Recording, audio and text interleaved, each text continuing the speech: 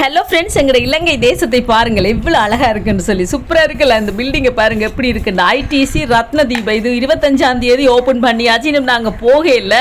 அது பாருங்கள் மேலே அந்த பாலம் இருக்குது தானே ஃப்ரெண்ட்ஸ். அந்த பாலத்தில் 2 சைட்லேயும் பார்த்தீங்கன்னு சொன்னால் ஸ்விம்மிங் பூல் மாதிரி இருக்காம். தண்ணியெலாம் போட்டு ஸ்விம்மிங் பூல் தானா அதில் உட்காந்துலாம் பார்க்குற மாதிரி இருக்காம். இன்னும் போகல. இங்கே பார்த்தீங்கன்னு சொன்னால் ஒன் கோல் ஃபேஸ், அங்கே சங்கரிலா, அங்கே கிங்ஸ்பெரி அப்படி இப்படின்னு சும்மா செம்மையாக இருக்குது ஃப்ரெண்ட்ஸ்.